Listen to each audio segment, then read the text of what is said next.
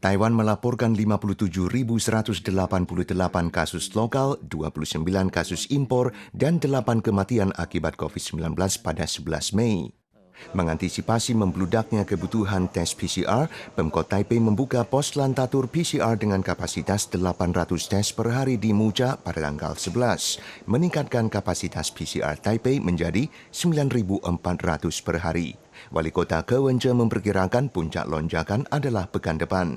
那红峰你知道哈，估计还是在下个礼拜的，所以我们这个礼拜病例继续在上升了，我们整个医疗体系也渐渐在动员。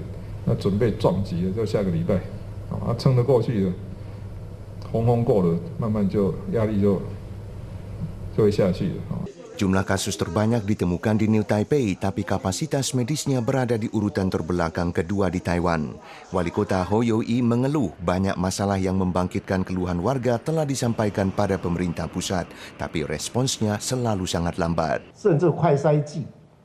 在第一天我到药局一看就知道不够啦，反正一个礼拜，总统讲话比较有用啊，地方反应效果恐怕没那么好。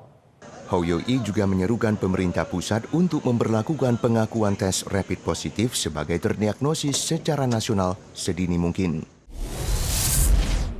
Hujan deras disertai guntur mengguyur Kaohsiung Kamis pagi. Sebuah pohon yang disinyalir putus tersambar petir tergeletak di tengah Minsheng Road.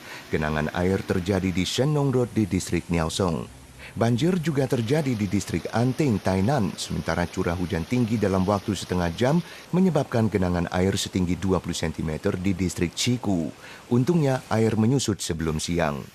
Pergerakan sistem awan menimbulkan hujan deras yang berlanjutan. Selain merilis peringatan hujan deras untuk Kaohsiung, CWB meminta warga selatan dari Taichung hingga Pingtung termasuk Nantou mewaspadai serangan petir dan angin kencang. Juga mengingatkan hujan pelan gelombang pertama berkemungkinan turun pada akhir pekan. 一方面是逐渐的慢慢接近台湾，但是降雨其实从周四晚上、周五就越来越明显，一定要特别注意周五、周六、周日。 整个雷雨是非常明显的状况。 Mengantisipasi hujan lebat di kawasan pegunungan, Ditjen Bina Marga menutup seksi Meishan Xiangyang di Jalan Raya Lintas Pulau Selatan yang baru dibuka awal bulan. Untuk sementara, jalan akan ditutup dari tanggal 14 hingga 16. Perusahaan pemasaran produk pertanian Taipei TAPMC mulai meminta bukti tes rapid negatif saat masuk setelah jumlah kasus positif terkait meningkat menjadi 159 orang pada tanggal 9. Tapi ada warga yang menemukan pegawai TAPMC yang terdiagnosis masih bekerja di lokasi, disinyalir menggunakan bukti palsu. Perihal isu ini, Wakil Wali Kota Taipei Huang Shanshan mengimbau pegawai melapor dengan jujur. Sementara TAPMC mengatakan pihaknya sedang menyelidiki dan akan melapor dan menghentikan transaksi apabila menemukan ada pelanggaran. TAPMC tidak mampu mengajukan cara verifikasi konkret karena tidak ada sistem penomoran untuk dilacak.